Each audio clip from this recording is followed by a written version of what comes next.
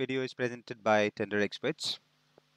एक और ज़रूरी वीडियो के साथ आज हम अवेलेबल हैं। इससे पहले हमने लास्ट वीडियो में बात करी थी कि किसी टेंडर में एलिजिबिलिटी कैसे चेक करते हैं, गवर्नमेंट टेंडर में एलिजिबल हैं कि नहीं है हम पार्टिसिपेट करने के लिए। इसका डिटेल प्रोसीजर हमने पिछली वीडियो में बताया था।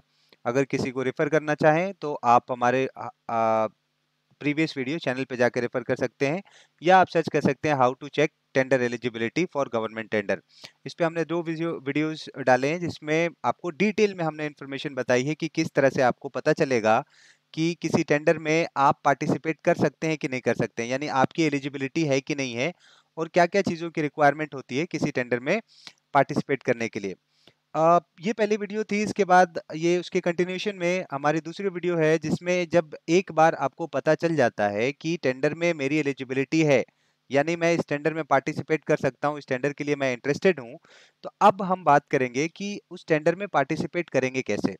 तो उसके लिए आज का हमारा वीडियो है जिसमें हम बात करेंगे जो इम्पोर्टेंट टॉपिक्स हैं, जो आज के हमारे वीडियो का एक्चुअल सब्जेक्ट है उसके बारे में हम पहले बात करते हैं, फिर डिटेल में वन बाय वन उसको समझेंगे कि आज हम क्या समझने वाले हैं। तो पहली चीज आज हम बात करेंगे ई प्रोक्योरमेंट में रजिस्ट्रेशन के रिलेटेड। ई टेंडर पोर्टल पे रजिस्ट्रेशन कैसे करते हैं और रजिस्ट्रेशन क्यों करते हैं, इसके बारे में हम बात करेंगे कि what is the need of registration. सबसे पहली बात तो होगी कि हमारी रजिस्ट्रेशन की जरूरत क्यों है ई प्रोक्योरमेंट या ई टेंडर्स की पोर्टल पे। दूसरा है कि रजिस्ट्रेशन अगर करना भी है तो कहाँ पे करना है। कम से कम यहाँ पे सैकड़ों वेबसाइट्स हैं, ई टेंडरिंग से रिलेटेड ई प्रोक्योरमेंट की सैकड़ों वेबसाइट्स हैं। तो कौन से वेबसाइट्स पे कौन से जगह पे हमें रजिस्ट्रेशन करना चाहिए। इसके बाद हम बात करेंगे रजिस्ट्रेशन का प्रोसीजर क्या है, किस तरह से रजिस्ट्रेशन हम करेंगे। बहुत ही आसान तरीके से आज हम समझेंगे, एक एक ऑप्शन के बारे में डिटेल में बात करेंगे रजिस्ट्रेशन के प्रोसेस के बारे में। उसके बाद से अगला जो हमारा पॉइंट होगा जिसमें हम बात करेंगे कि कौन रजिस्ट्रेशन कर सकता है, यानी रजिस्ट्रेशन कौन कर सकता है, bidder, bidder, as a contractor. क्या एक इंडिविजुअल अपने आप को रजिस्टर कर सकता है किसी टेंडर के पोर्टल पे या टेंडर भरने के लिए, या कंपनी का होना जरूरी है, यानी कोई कंपनी रजिस्ट्रेशन कर सकता है, या फिर इंडिविजुअल भी रजिस्ट्रेशन कर सकता है किसी टेंडर के लिए। इसके बारे में भी हम बात करेंगे। इसके अलावा हम डिटेल्ड डिस्कशन करेंगे एक एक ऑप्शन के बारे में जो कि रजिस्ट्रेशन के टाइम पे हमारे पास आता है। इससे क्या होगा कि एकदम बेसिक चीजें क्लियर हो जाएंगी। रजिस्ट्रेशन से रिलेटेड फिर कोई भी कंसर्न आपका बाकी नहीं रहेगा जिसके बारे में आपको कोई कंफ्यूजन रहे या किसी तरह का कोई डाउट आपका बचा रहे। तो इसके बारे में डिटेल में बात करेंगे, और फिर ये भी बात करेंगे हम कि क्या चीज हमें करना चाहिए रजिस्ट्रेशन के टाइम में, डूज एंड डोंट्स क्या हैं, यानी क्या चीज हमें करना चाहिए और क्या चीज से हमें बचना चाहिए, क्या नहीं करना चाहिए रजिस्ट्रेशन के टाइम पे। तो आइए चलते हैं, हम इसके बारे में आज बात करेंगे कि रजिस्ट्रेशन गवर्नमेंट टेंडर में पार्टिसिपेट करने के लिए ई टेंडर्स की वेबसाइट पे रजिस्ट्रेशन कैसे करते हैं। तो चलिए हम मूव करते हैं अपने पोर्टल पे, वेबसाइट पे। देखिए गवर्नमेंट की टेंडर हमने बताया कि जो हमारा एक्चुअल जो डोमेन है जिस पे हम अभी फिलहाल में हमारे वीडियोस हैं और जो बात कर रहे हैं वो है हमारे ई प्रोक्योरमेंट, यानी ई प्रोक्योरमेंट के जितने भी पोर्टल हैं उसके बारे में हम बात कर रहे हैं कि वहां पे टेंडर्स में कैसे पार्टिसिपेट करेंगे और रजिस्ट्रेशन कैसे करेंगे, उस पे अगर किसी तरह की प्रॉब्लम आ रही है तो वो कैसे करेंगे। देखिए ई प्रोक्योरमेंट के कम से कम 50-60 से ज्यादा के पोर्टल हैं, और आज की टाइम में टेंडर, अगर गवर्नमेंट का कोई टेंडर निकलता है तो 95% टेंडर्स इन्हीं पोर्टल्स पे निकलते हैं, ई प्रोक्योरमेंट के पोर्टल पे ही निकलते हैं। इसके बाद के कुछ छोटे मोटे पोर्टल्स हैं वहां पे थोड़े बहुत टेंडर निकलते हैं, अदरवाइज 95% जो गवर्नमेंट के टेंडर हैं वो इन्हीं पोर्टल्स पे निकलते हैं। तो आज हम बात करेंगे कि इन पे रजिस्ट्रेशन किस तरह से किया जाता है। देखिए अभी हमने central public procurement portal open किया हुआ है, और इसके बारे में हम बात करेंगे रजिस्ट्रेशन किस तरह से किया जाता है और रजिस्ट्रेशन क्यों जरूरी है। पहला क्वेश्चन है कि रजिस्ट्रेशन क्यों करें हम, अगर मुझे टेंडर में पार्टिसिपेट करना है तो रजिस्ट्रेशन क्या क्यों जरूरी है। अब देखिए ये इसका आंसर देने के लिए पहले हम मान लीजिए कोई टेंडर के बारे में ओपन करते हैं। अगर हम किसी भी वेबसाइट पे जाते हैं ई प्रोक्योरमेंट के, अभी अब देखिए हमने central public procurement portal open किया हुआ है। अगर मैं इस वेबसाइट पे जाता हूँ तो यहाँ पे बहुत सारे ऑप्शन है जिसके थ्रू मैं टेंडर्स की डिटेल्स को सर्च कर सकता हूँ, उसके डिटेल को पढ़ सकता हूँ, टेंडर के डॉक्यूमेंट्स को डाउनलोड कर सकता हूँ। लेकिन एक बार डिटेल्स पढ़ने के बाद, डाउनलोड करने के बाद, टेंडर का स्टेटस देखने के बाद अगर मुझे ये बात क्लियर हो गई कि हाँ मुझे इस टेंडर में पार्टिसिपेट करना है, तो टेंडर में पार्टिसिपेट करने के लिए बिना रजिस्ट्रेशन किए आपके पास कोई ऑप्शन नहीं आएगा जिसमें कि आप उस टेंडर को ऑनलाइन सबमिट कर सकें। जैसे कि मान लीजिए ये एक टेंडर का डिटेल मैं अगर ओपन करता हूँ, कोई भी एक्टिव टेंडर जो चल रहा है इसका डिटेल मैं यहाँ से पढ़ सकता हूँ कि ये ओपन टेंडर है, किस डिपार्टमेंट का टेंडर है, क्या क्या चीजें इसमें रिक्वायर्ड है, ये सारी डिटेल मैं यहाँ से पढ़ सकता हूँ। अगर मैं चाहूँ तो यहाँ के डॉक्यूमेंट डाउनलोड कर सकता हूँ, इस टेंडर का बीओक्यू, बाकी सारे डॉक्यूमेंट डाउनलोड करके मैं पढ़ सकता हूँ, लेकिन इससे आगे नहीं बढ़ सकता हूँ मैं। तो टेंडर में पार्टिसिपेट करने के लिए आपको रजिस्ट्रेशन करना जरूरी है। अगर आप रजिस्ट्रेशन नहीं करते हैं तो टेंडर में अपने ऑनलाइन बिड्स आप सबमिट नहीं कर सकते हैं। तो रजिस्ट्रेशन क्यों जरूरी है इसके बारे में मैंने आपको बताया कि डिटेल्स आप बिना रजिस्ट्रेशन के भी देख सकते हैं, लेकिन बिड सबमिट करने के लिए, ऑनलाइन बिड अगर आपको सबमिट करना है तो आपको रजिस्ट्रेशन करना मस्ट है। इसके बाद से हम बात करेंगे आगे की चीजों पे।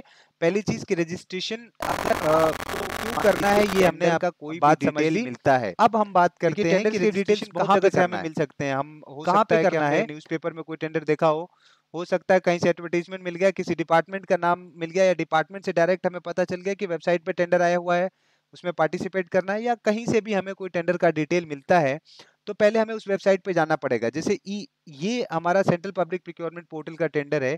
अगर कोई टेंडर इस वेबसाइट पे निकला हुआ है तो हमें रजिस्ट्रेशन इसी वेबसाइट पे करना होगा। अगर मान लीजिए कोई टेंडर महाराष्ट्र के पोर्टल पे निकला हुआ है तो हमें रजिस्ट्रेशन महाराष्ट्र पे करना होगा।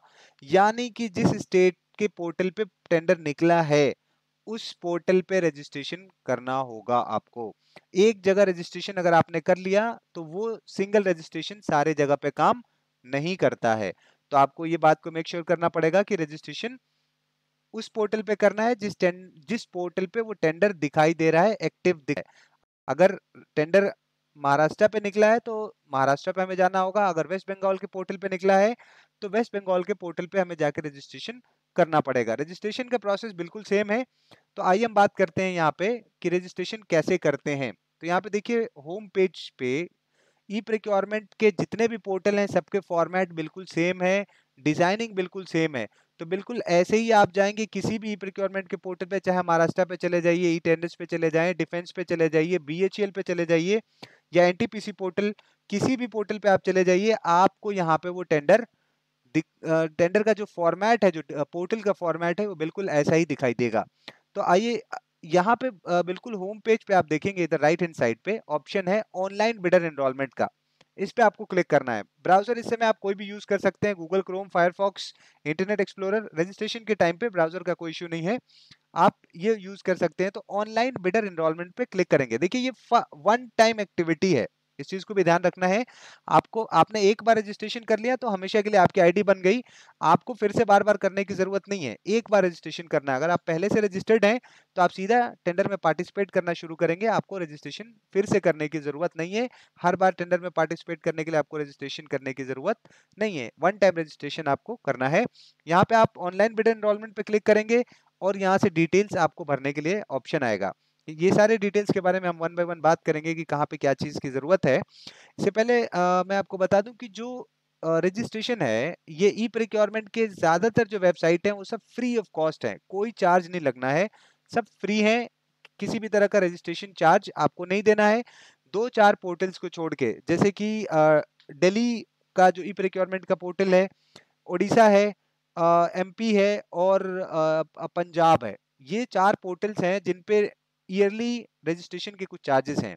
इसके अलावा लगभग 30 से ज्यादा स्टेट के पोर्टल हैं, 11 इनके पीएसयूज हैं। मैं आपको दिखाता हूँ कितने पोर्टल हैं यहाँ पे। ये बेसिक इन्फॉर्मेशन आप देखिए, सेंट्रल गवर्नमेंट के 4 पोर्टल हैं यहाँ। उसके बाद से पब्लिक सेक्टर यूनिट्स के जो पोर्टल्स हैं, जैसे बीईएल, बीएचईएल, कोल इंडिया है आपका, सीपीसीएल है, जीआरएसई है, गोवा शिपयार्ड है, एचएसएल, इंडियन ऑयल, इसके अलावा आप देखेंगे एमडीएल, मिधानी है और एनटीपीसी। ये सब पब्लिक सेक्टर की पोर्टल्स हैं। इन सब पे ऑलमोस्ट कहीं पे कोई चार्ज नहीं है रजिस्ट्रेशन का, सब फ्री ऑफ कॉस्ट है। और इसके अलावा आप देखेंगे इधर तो 30 ऑलमोस्ट वेब अलग अलग पोर्टल्स हैं हर स्टेट के लिए। तो सारे स्टेट, ऑलमोस्ट सारे स्टेट के रजिस्ट्रेशन फ्री ऑफ कॉस्ट हैं। सिर्फ 4 मैंने जो बताया उस पे किसी पे 500 है, किसी पे 8000 है ईयरली, आपको रजिस्ट्रेशन चार्जेस देने पड़ते हैं, बाकी सारे आपके फ्री हैं। तो जैसे आप क्लिक करते हैं ऑनलाइन बिडर एनरोलमेंट पे, तो यहाँ पे बहुत सारे ऑप्शंस आपको मिलेंगे। ये 1 पेज का फॉर्म है, इसको फिल करना है और ये 1 पेज का फॉर्म फिल करने के बाद से आपका रजिस्ट्रेशन कंप्लीट। इसके अलावा इसमें किसी तरह का अप्रूवल या कोई वेटिंग टाइम वगैरह की जरूरत नहीं होती। जैसे ही आपने रजिस्ट्रेशन का पार्ट कंप्लीट किया, आपका आईडी एक्टिव है और आप उसी टाइम से टेंडर में पार्टिसिपेट करना शुरू कर सकते हैं। तो किसी भी तरह का आपको वेटिंग, कोई अप्रूवल की जरूरत नहीं है। बहुत ही आसान प्रोसीजर है इसके ऊपर। ई प्रोक्योरमेंट के जितने भी पोर्टल हैं, प्रोसीजर बहुत ही आसान है। गवर्नमेंट टेंडर में पार्टिसिपेट करना बहुत ही आसान प्रोसेस है। देखिए, सबसे पहला जो ऑप्शन यहाँ पे आ रहा है, जैसे ही हमने ऑनलाइन बिडर एनरोलमेंट पे क्लिक किया था, तो ये ऑप्शन आपको आया। पहली चीज, एक चीज और यहाँ पे मैं क्लियर कर दूं कि ये जो प्रोसेस हम बता रहे हैं, ये सिर्फ बिडर्स के लिए है, कॉन्ट्रैक्टर्स के लिए है, ना कि डिपार्टमेंट यूजर के लिए। टेंडर इनवाइटिंग अथॉरिटी ये प्रोसेस को ना फॉलो करें, उनके लिए रजिस्ट्रेशन का प्रोसेस अलग होता है। तो इस तरह से वो फॉलो करेंगे तो फिर वो अपने आप को एज अ बिडर इसके ऊपर रजिस्टर कर लेंगे, ना कि as a tender inviting authority, as a department user.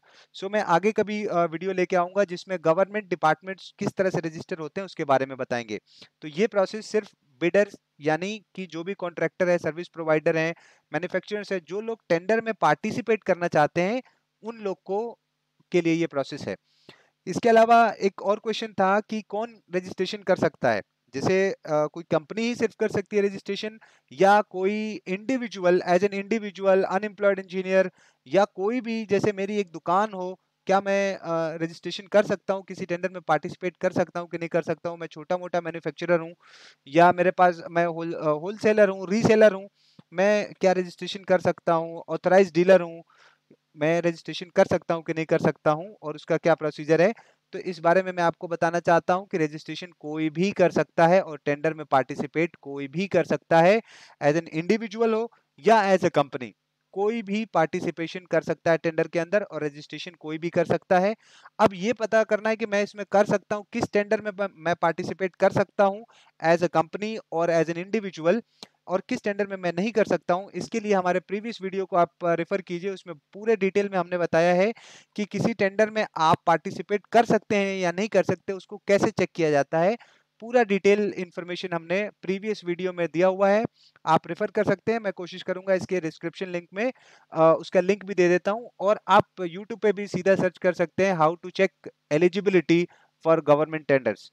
उसमें आपको हमारा वीडियो मिल जाएगा। डिटेल में हमने बताया कि किसी टेंडर में आप एलिजिबल कैसे होते हैं, अपने आप को कैसे चेक कर पाएंगे और पार्टिसिपेट कैसे करेंगे। तो बात कर रहे थे यहाँ पे लॉगिन आईडी के बारे में। लॉगिन आईडी हम ऐसा रखेंगे जो कि हमारे ईमेल एड्रेस के फॉर्मेट में हो, कोई दूसरा फॉर्मेट एक्सेप्टेड नहीं है। ये कुछ भी हो सकता है, आप जो चाहे रख सके, जो याद रख सकते हैं वो आप रखिए। इसके बाद से हम यहाँ पे कॉरेस्पॉन्डेंस ईमेल एड्रेस, यहाँ पे आपको अपना करेंटली वर्किंग ईमेल एड्रेस डालना होगा। कोई भी ईमेल एड्रेस आप डाल सकते हैं, लेकिन वो ईमेल एड्रेस आपका वर्किंग होना चाहिए। ऐसा नहीं हो कि आप कोई ऐसा ईमेल एड्रेस डाल रहे हैं जिसपे कि आपको ओटीपी नहीं आ सके, क्योंकि जो भी ईमेल एड्रेस यहाँ पे आप डालेंगे उस पे आपको ओटीपी आएगा वेरिफिकेशन के लिए। तो मेक श्योर कि आप यहाँ पे करेक्ट ईमेल एड्रेस डाल रहे हैं। अच्छा, यहाँ पे मैं ये दोनों चीज को अलग इसलिए रखा हूँ ताकि आपको ये क्लियर हो जाए कि कॉरेस्पॉन्डेंस आईडी और लॉगिन आईडी दो अलग चीजें हैं। आप अपना कॉरेस्पॉन्डेंस आईडी, यानी कि अपने वर्किंग ईमेल आईडी को लॉगिन आईडी भी बना सकते हैं, दोनों सेम रख सकते हैं, कोई इश्यू नहीं है। आपको आसान रहेगा याद रहने में। अगर आपको अपनी ईमेल आईडी याद है तो आप यहाँ पे ईमेल आईडी ही अपने लॉगिन आईडी आप रखें तो ज्यादा अच्छा है, जिसको आप याद रख सकते हैं। लेकिन अगर आप कोई डिफरेंट भी रखना चाहते हैं तो कोई इश्यू नहीं है, जिसको आप याद रख सकते हैं वो आप यहाँ पे रखेंगे। इसके बाद से आपका जो अगला ऑप्शन आता है वो है आपका मोबाइल नंबर। मोबाइल नंबर में आपको अपना कंट्री का कोड सेलेक्ट करना बहुत ज़रूरी है। अगर आप कंट्री कोड सेलेक्ट नहीं करते हैं तो ये आगे बढ़ने नहीं देगा और आपको ओटीपी नहीं आएगा। तो मेक श्योर कि जो आपका वर्किंग फ़ोन नंबर है करंट में, वही आप यहाँ पे यूज़ करेंगे। जैसे मैं अपना ना डालता हूँ 9971797803। ये नंबर है आपको आपका जो भी वर्किंग नंबर है जिसके ऊपर आपको ओटीपी या मैसेजेस आपको आते हो, वो वाला नंबर आपको यहाँ पे डालना है, क्योंकि ये आपका रजिस्टर्ड ईमेल एड्रेस और फोन नंबर होने वाला है। इसके बाद अगला नंबर आता है, जो ऑप्शन है वो है कंपनी की डिटेल्स। इसमें कंपनी का नाम आपको लिखना है। यहाँ पे प्रॉब्लम हो जाती है, अगर मैं एक कंपनी हूँ तो मैं यहाँ पे लिख सकता हूँ टेंडर एक्सपर्ट्स। ओ, ये क्लिक हो गया एक्स्ट्रा। मैं यहाँ पे लिख सकता हूँ टेंडर एक्सपर्ट्स। लेकिन आप अगर कोई कंपनी नहीं है, एक इंडिविजुअल है, मैं एक इंडिविजुअल हूँ, मान लीजिए कि एक इंडिविजुअल है, वो क्या करेंगे, उनके पास कंपनी नहीं है तो वो क्या करेंगे, रजिस्ट्रेशन वो कर सकते हैं, पार्टिसिपेट वो कर सकते हैं। मैंने पहले ही बता दिया कि रजिस्ट्रेशन किया जा सकता है और पार्टिसिपेट भी किया जा सकता है, लेकिन कंपनी आप नहीं है तो कंपनी की जगह पे क्या डालेंगे आप। तो अगर आप कंपनी हैं तो अपने कंपनी का नाम यहाँ पे आप डालिए, और अगर आप कोई इंडिविजुअल हैं तो अपना नाम कंपनी के नाम की जगह पे आपको डालना होगा, क्योंकि जो टेंडर अवार्ड होता है, टेंडर में जो पार्टिसिपेशन होते हैं वो इसी नाम पे होते हैं, यही नाम आपको वहां पे दिखाई देगा। इसलिए आपके नाम से अगर टेंडर अवार्ड होगा, अगर आप इंडिविजुअल हैं तो अपना नाम डालिए यहाँ पे कंपनी के नाम पे, और अगर आप एक कंपनी है तो यहाँ पे अपने कंपनी का नाम आप एंटर करेंगे। तो ये बात को श्योर कर लीजिए कि इंडिविजुअल है तो अपना नाम डालना है यहाँ पे, और अगर आप कंपनी है तो कंपनी का नाम डालना है। तो मैं डालता हूँ अपने कंपनी का नाम। अच्छा, इसके अलावा एक चीज और यहाँ पे क्लियर मैं कर देता हूँ कि जो कंपनी का नाम है और ये लॉगिन आईडी, इस चीज पे बहुत ध्यान रखें, क्योंकि ये मॉडिफाई नहीं हो सकता है। एक बार रजिस्ट्रेशन पार्ट कंप्लीट हो गया तो आप कंपनी का नाम चेंज नहीं कर पाएंगे। कई बार लोग यहाँ पे कंपनी नहीं है तो नॉट एप्लीकेबल लिख देते हैं कि मेरी कंपनी नहीं है। अब जब टेंडर में पार्टिसिपेट करते हैं तो टेंडर में जो बिडर का नाम आता है उसकी जगह पे आएगा not applicable, bidder name not applicable. तो इस बात का ध्यान रखें कि चेंज नहीं हो सकता। एक बार रजिस्ट्रेशन आपने कर दिया तो कंपनी के नाम में चेंजेस पॉसिबल नहीं है, और लॉगिन आईडी में चेंजेस पॉसिबल नहीं है। बाकी सारी चीजें आप चेंज कर सकते हैं, ये जो कुछ भी हम भर रहे हैं यहाँ पे ये बाद में चेंज किए जा सकते हैं लॉगिन करने के बाद, लेकिन कंपनी का नाम और लॉगिन आईडी ये दो चीजें चेंज नहीं हो सकती। इसलिए इस पे स्पेलिंग वगैरह सारी चीजें 2-4 बार चेक कर लीजिए, रिकन्फर्म कर लीजिए कि कहीं स्पेलिंग मिस्टेक तो नहीं हो रहा है, कुछ आगे पीछे तो नहीं हो रहा है, क्योंकि ये सारी चीजें आपको बाद में प्रॉब्लम कर देंगी। लॉगिन आईडी में फिर भी आगे पीछे है तो आप उसको याद रख सकते हैं, वो तो सिर्फ आपके लॉगिन के लिए जरूरी है, वो आपका यूनिक आइडेंटिफिकेशन है। लेकिन कंपनी के नाम में अगर कोई चेंज है, कुछ प्रॉब्लम है, तो ये बाद में आपके रिजेक्शन का रीजन बन सकता है। डिपार्टमेंट इस पे क्वेश्चन रेज कर सकता है कि आप इस नाम से हमें डॉक्यूमेंट्स दीजिए जिस नाम से आपने पार्टिसिपेट किया है, और ऐसे टाइम में आपके लिए बड़ा प्रॉब्लम क्रिएट हो जाता है। तो मेक श्योर कि टेंडर जो भी आप रख रहे हैं, कंपनी का नाम जो भी लिख रहे हैं, उसके स्पेलिंग वगैरह प्रॉपर चेक कर लें। अगर आप इंडिविजुअल हैं तो आप अपना नाम यहाँ पे लिखेंगे। इसके बाद आता है नेक्स्ट ऑप्शन है प्रेफरेंशियल बिडर। ये इंपॉर्टेंट ऑप्शन है, यहाँ पे इसके बारे में अब अभी हम डिस्कस नहीं कर सकते, क्योंकि ये फिर कंटेंट बहुत लंबा हो जाएगा। प्रेफरेंशियल बिडर के बारे में मैं डिटेल में आगे एक वीडियो लेके आऊंगा जिसमें मैं आपको बताऊंगा इसके बेनिफिट्स क्या हैं, प्रेफरेंशियल बिडर एक्चुअल में है क्या और इसके क्या क्या फायदे होते हैं।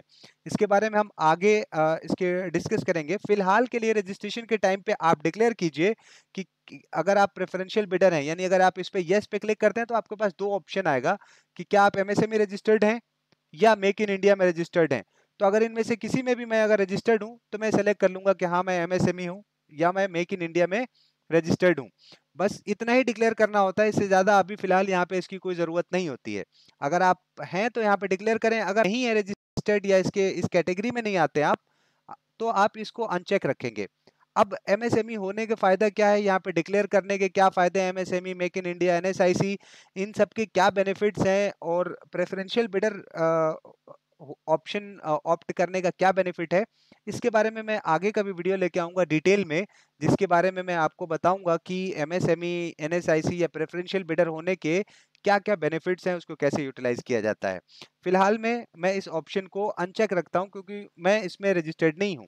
अगर आप रजिस्टर्ड होंगे तो आप फिलहाल डिक्लेयर करेंगे यहाँ पे यस पे क्लिक करके, और एमएसएमई है तो एमएसएमई सेलेक्ट कीजिए, एनएसआईसी है तो मेक इन इंडिया है तो मेक इन इंडिया सेलेक्ट करेंगे।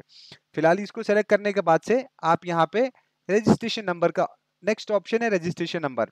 अब रजिस्ट्रेशन नंबर क्या है, ये बहुत कंसर्न होता है, बहुत क्वेरीज होती है लोगों की कि रजिस्ट्रेशन नंबर क्या है, रजिस्ट्रेशन नंबर क्या है।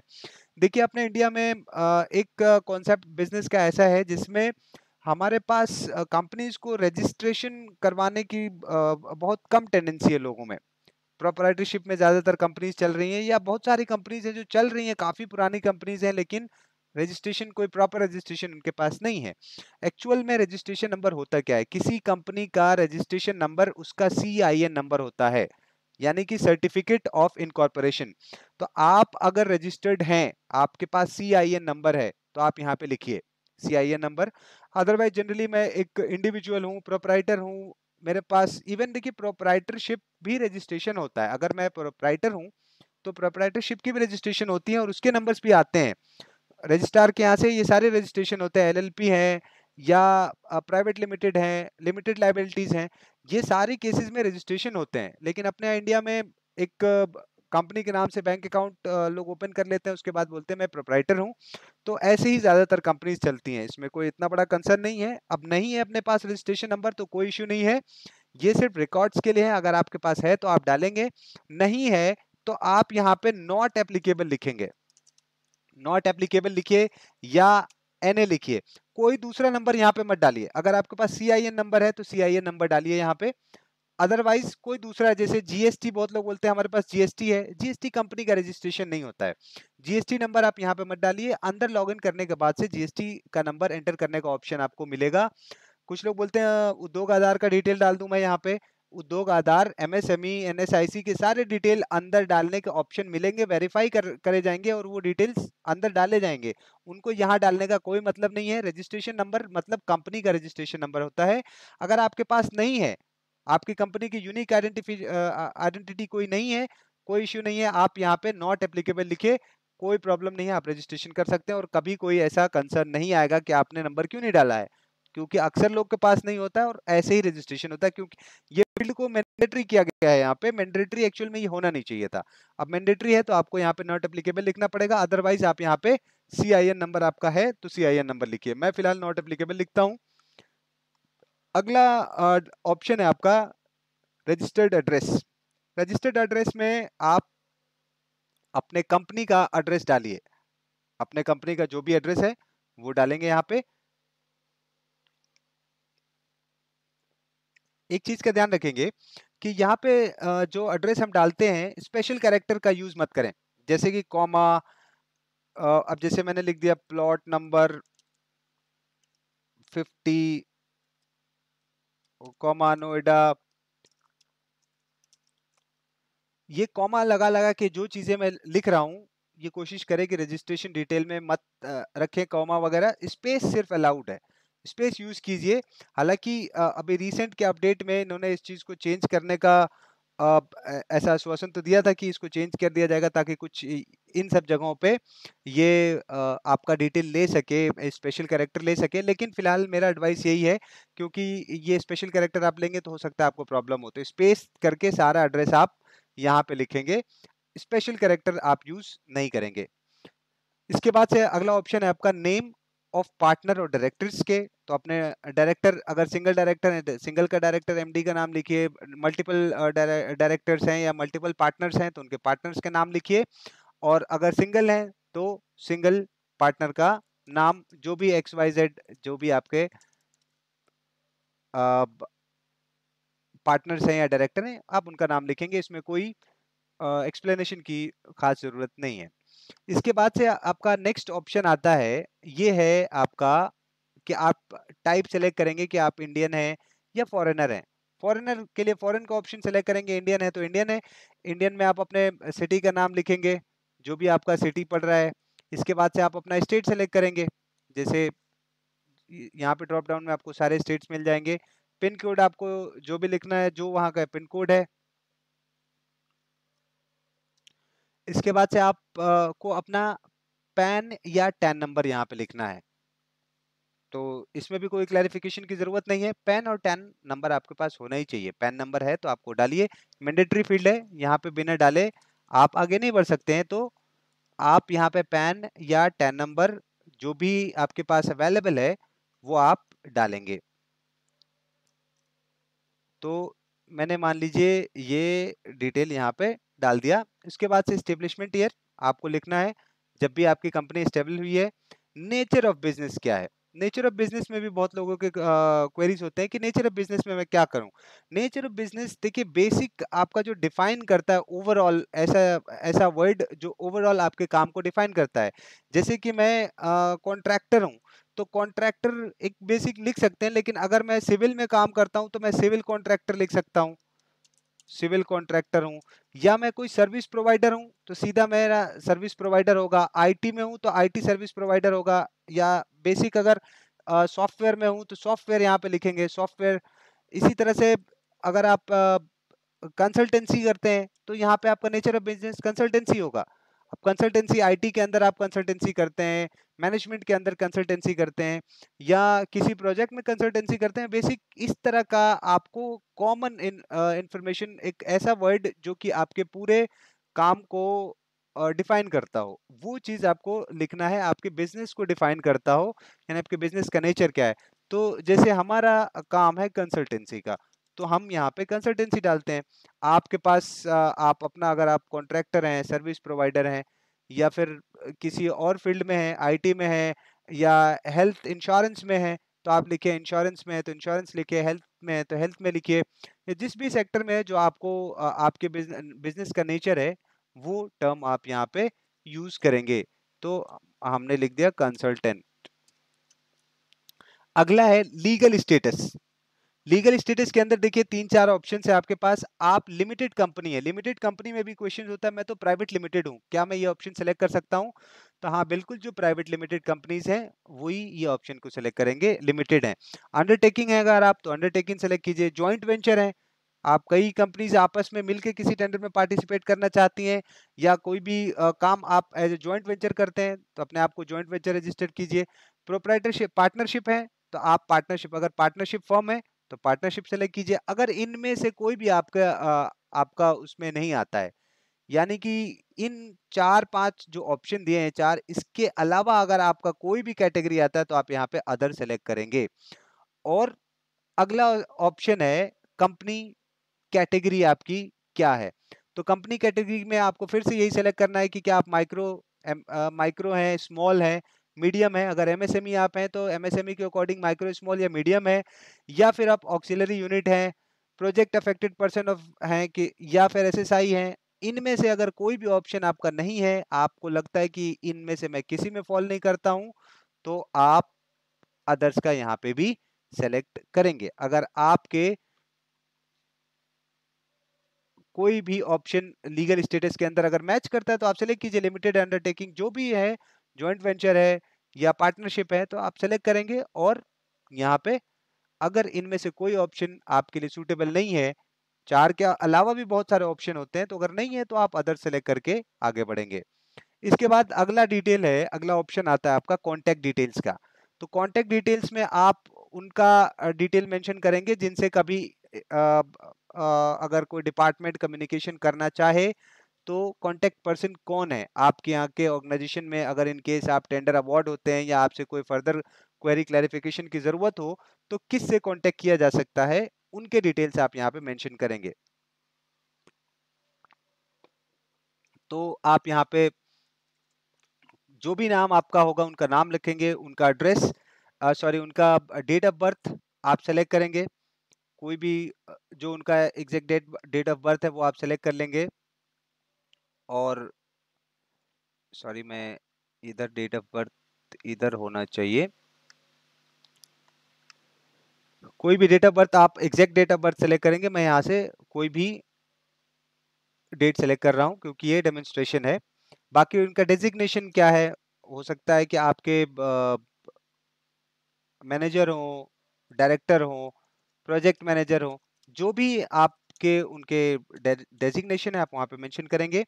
Phone number, phone number section में देखिए, ये देखने में फील्ड आपको इंपॉर्टेंट नहीं लग रहा है क्योंकि यहाँ पे इन्होंने स्ट्रिक्ट मार्क नहीं दिया हुआ है, इसको मैंडेटरी नहीं लिखा हुआ है, लेकिन ये बहुत ही इंपॉर्टेंट ऑप्शन है, बहुत ही ज्यादा इंपॉर्टेंट ऑप्शन है।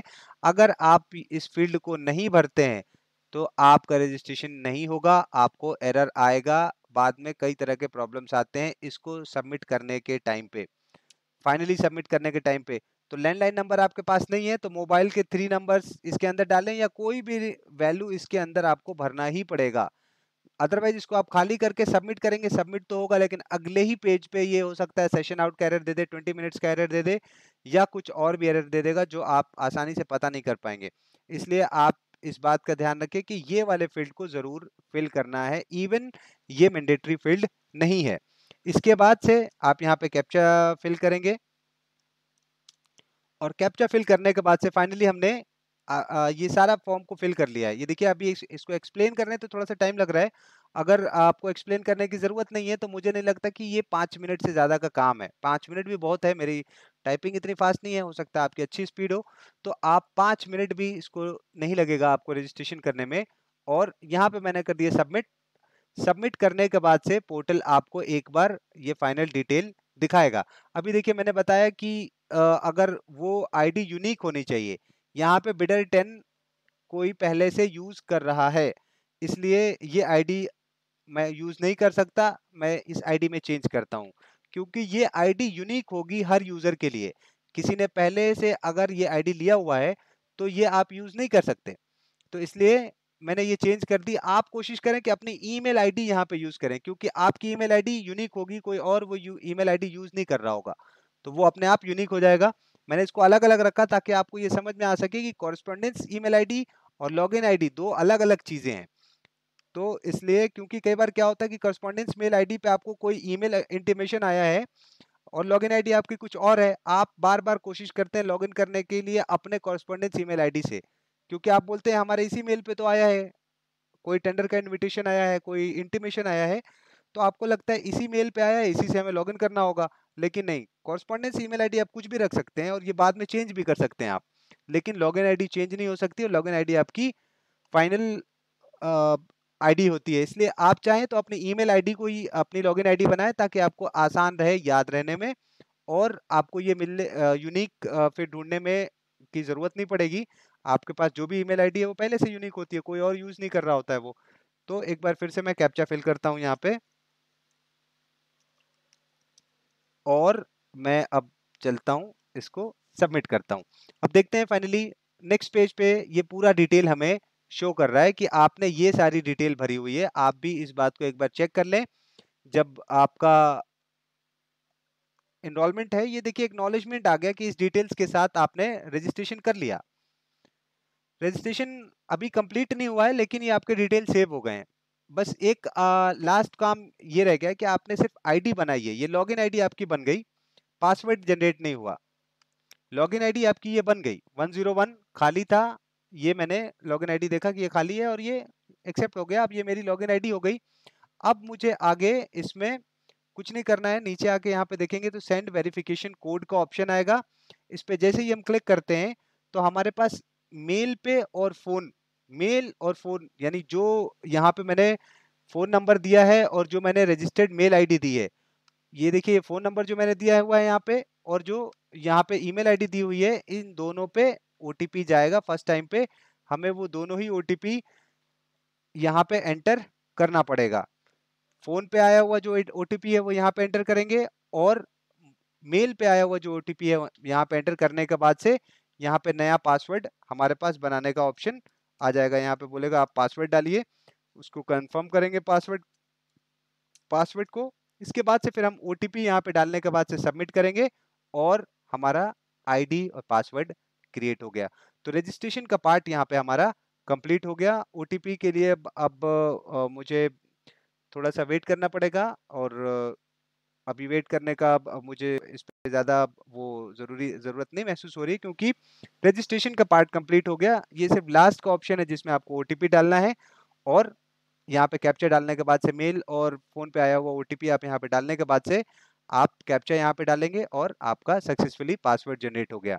यानी ये था रजिस्ट्रेशन का बहुत ही आसान सा प्रोसेस जिसमें आप ई प्रोक्योरमेंट के पोर्टल पे रजिस्ट्रेशन कर पाएंगे। 2 मिनट 4 मिनट लगेगा, कोई भी रजिस्ट्रेशन कर सकता है और कोई ऐसी चीज नहीं है जो आपके लिए बहुत मुश्किल है। यहाँ पे मैंने एक एक चीज को डिटेल में बताया कि क्या चीज होनी चाहिए, क्या चीज आपको नहीं करनी चाहिए। इसके बाद से एक और चीज़ इसमें मैं ऐड करना चाहता हूँ कि जो रजिस्ट्रेशन है हर पोर्टल के लिए यूनिक है। यानी आपने सेंट्रल पब्लिक प्रोक्योरमेंट पोर्टल पे मान लीजिए ये आपका जो सेंट्रल पब्लिक प्रोक्योरमेंट पोर्टल अभी फिलहाल हमने खोला हुआ है, यहाँ पे हमने रजिस्ट्रेशन किया हुआ है। तो यही रजिस्ट्रेशन अगर मैं चाहूँ कि मेरा एक जगह रजिस्ट्रेशन हो गया है तो मैं यही आईडी, लॉगिन आईडी और जो पासवर्ड अभी हमने बनाया, इसी से मैं चाहूँ कि वहाँ लॉगिन कर लूँ महाराष्ट्र पे या किसी स्टेट पोर्टल पे लॉगिन कर लूँ, तो नहीं होगा। वहाँ पे भी आपको रजिस्ट्रेशन करने की ज़रूरत पड़ेगी। हर स्टेट का पोर्टल एक सेपरेट डेटाबेस यूज़ करता है, सेंट्रलाइज़्ड डेटाबेस नहीं है कि यहाँ पे आपने जो बनाया वही चीज़ और पोर्टल्स पे भी काम कर जाएँगी। हाँ, यही सारे डिटेल, यही लॉगिन आईडी और यही पासवर्ड आप रख सकते हैं दूसरे पोर्टल्स पे भी। लेकिन सेपरेट रजिस्ट्रेशन करना ज़रूरी है। अगर टेंडर आपको दूसरे पोर्टल पे पार्टिसिपेट करना है तो उस पोर्टल पे जाइए और वहाँ पे रजिस्ट्रेशन कीजिए। यानी जो प्रोसेस मैंने आपको बताया है ये ऑनलाइन बिडर का, ये प्रोसीजर आपको फॉलो करना पड़ेगा हर उस पोर्टल पे जिस पे टेंडर करंट में निकला हुआ है और जिस पे आप पार्टिसिपेट करना चाहते हैं। तो ये प्रोसेस फॉलो करके आप ऑलमोस्ट ई प्रोक्योरमेंट के सारे पोर्टल्स पे रजिस्ट्रेशन कर सकते हैं। आप देखेंगे कि जो अभी मैंने आपको बताया इससे करीब ये 50-60 जितने भी पोर्टल हैं, इन सारे ही पोर्टल पे आप जाकर रजिस्ट्रेशन कर सकते हैं। जैसे मैं एक आपको एग्जांपल दिखाऊं, बीईएल का पोर्टल है। यहाँ पे मैंने ई प्रोक्योरमेंट का ही बीईएल का पोर्टल है। आप वहाँ पे चले जाएंगे, वहाँ पे भी ऑनलाइन बिडर एनरोलमेंट का लिंक आपको बिल्कुल होम पेज पे दिखाई दे देगा और वहीं से आप रजिस्ट्रेशन कर सकते हैं। बिल्कुल वैसे ही प्रोसेस फॉलो करेंगे जैसा कि यहाँ पे किया था। ये देखिए भारत भारत इलेक्ट्रॉनिक्स लिमिटेड का पोर्टल ओपन हो गया है, इस पे बहुत सारे टेंडर अभी चल रहे हैं। यहाँ पे आप जाएंगे और रजिस्ट्रेशन आपको फिर से यहाँ पे करना पड़ेगा। तो ऑनलाइन बिडर एनरोलमेंट का लिंक यहाँ पे अवेलेबल है। फिर यहाँ पे भी आपको वही प्रोसेस फॉलो करना पड़ेगा। यहाँ पे देखिए क्लिक करने पे कोई नया चीज नहीं ओपन हो रहा है, बिल्कुल वही फॉर्म है, वही सारे डिटेल आपको भरना होगा। तो सेपरेट रजिस्ट्रेशन आपको करना होगा जिस जिस पोर्टल पे भी आपको टेंडर में पार्टिसिपेट करना है। टेंडर को सर्च कैसे करते हैं और उसको पार्टिसिपेट कैसे करते हैं, अगली वीडियो में हम आपको पूरा डिटेल शेयर करेंगे कि टेंडर में पार्टिसिपेट कैसे करते हैं। इससे पहले कि मैं कोशिश करूंगा कि एक वीडियो आपके लिए लेके आए जिसके अंदर हम डिटेल बताएं कि टेंडर्स को सर्च कैसे करते हैं। वो बहुत ही इंपॉर्टेंट टॉपिक है कि आप अपनी जरूरत के टेंडर को किस तरह से सर्च कर सकते हैं, कहाँ सर्च कर सकते हैं। क्योंकि कई बार आपको मालूम नहीं होता कि टेंडर आया हुआ है, आपको मिल नहीं रहा है, आपको मालूमात नहीं है कि किस तरह से उसको सर्च करना है, कैसे फाइंड करेंगे अपने काम का टेंडर और किस तरह से उसमें पार्टिसिपेट करेंगे। तो हमारी अगली वीडियो होगी जिसमें हम टेंडर को सर्च करने के बारे में बताएंगे कि किस तरह से टेंडर को सर्च किया जा सकता है, क्या क्या इसके अप्रोच हैं सर्च करने के, और उसके बाद हम आपको बताएंगे डिजिटल सिग्नेचर कैसे मैप होता है और उसमें पार्टिसिपेशन कैसे होता है। आगे के हमारे वीडियोस अब कंटिन्यूअस इसके ऊपर वन बाय वन आपको लेटेस्ट के सारे इंफॉर्मेशन आपको मिलेंगे अगले वीडियोस में, जिसके अंदर हम कंटिन्यूअस इसके अगला स्टेप जो भी है उसके बताएंगे, फिर उसके बाद अगला स्टेप क्या है, किस तरह से टेंडर में पार्टिसिपेट करना है, ओपन करना है, वैल्यूएशन, हर एक स्टेज के लिए आपको डिटेल्ड वीडियो आपको वन बाय वन अभी मिलेगा फ्यूचर में। तो हमारे चैनल को आप सब्सक्राइब कीजिए, अपने फ्रेंड्स को भी रेफर कीजिए। मुझे उम्मीद है कि इन्फॉर्मेशन आपके लिए इंफॉर्मेटिव रहेगा, इससे आपको जानकारी मिलेगी जो ज़रूरी इन्फॉर्मेशन है, जो आपके काम की जानकारी है वो आपको ज़रूर इसमें मिलेगी। और मुझे नहीं लगता कि रजिस्ट्रेशन से रिलेटेड अब कोई ऐसी चीज़ इसमें आपको बची होगी जो आपको क्लियर नहीं हुई हो। फिर भी अगर कोई चीज़ आपको क्लियर नहीं है और जानकारी चाहते हैं, आप मैसेज कर सकते हैं हमारे कमेंट में, हम कोशिश करेंगे वहाँ से रिप्लाई करेंगे। इसके अलावा रजिस्ट्रेशन करने के टाइम में किसी भी तरह का कोई प्रॉब्लम आपको होता है या रजिस्ट्रेशन में किसी तरह का कोई क्लैरिफिकेशन हो, और सिर्फ रजिस्ट्रेशन नहीं, ई प्रोक्योरमेंट पोर्टल पे किसी भी तरह का क्वेरी, क्लैरिफिकेशन, कोई एरर आ रहा है पार्टिसिपेट करने में, आप हमारे नंबर्स पे इमीडिएट कॉल कर सकते हैं। Tender experts e procurement portal से रिलेटेड हर तरह की प्रॉब्लम्स में डील करता है। हमारा काम bid submit, online bid submission करवाना है, और बिड सबमिशन में किसी भी तरह का अगर आपको हेल्प चाहिए, कोई क्लैरिफिकेशन, टेंडर नहीं मिल रहा है, सर्च करना है, पार्टिसिपेट करना है, या किसी तरह का एरर आ रहा है पार्टिसिपेट करने के टाइम पे, इमीडिएट कॉल कीजिए, आपको रिमोट असिस्टेंट प्रोवाइड किया जाएगा। तो आप किसी भी टाइम हमें कॉल कर सकते हैं। नंबर आप यहाँ पे कॉर्नर में आपको मिल जाएगा। इसके अलावा मैं नंबर्स को ऑन रिकॉर्ड्स भी बता देता हूँ। नंबर 99 71797803। इस नंबर पे किसी भी टाइम आप कॉल कर सकते हैं। ई प्रोक्योरमेंट से रिलेटेड किसी भी तरह का कंसर्न हो, A to Z, B department user को अगर टेंडर पब्लिशिंग से related, opening award of contract, tender inviting authority को अगर किसी तरह की प्रॉब्लम है, कोई क्लैरिफिकेशन चाहिए, बीओक्यू बनाना है प्रिपरेशन से रिलेटेड, कोई एरर आ रहा हो, कॉल कर सकते हैं, इमीडिएट हेल्प मिलेगा। और इसी तरह से कोई बिडर कॉन्ट्रैक्टर किसी टेंडर के बारे में जानकारी चाहते हैं या उसमें पार्टिसिपेट करना चाहते हैं, बिड सबमिट करना चाहते हैं ऑनलाइन, हम सारी चीज़ों में हेल्प करते हैं। ऑनलाइन रिमोट के थ्रू सारे हेल्प आपको इमीडिएट प्रोवाइड किए जाएंगे। तो मुझे उम्मीद है आज का वीडियो आप सबके लिए फ़ायदेमंद होगा। आज के लिए इतना काफ़ी है।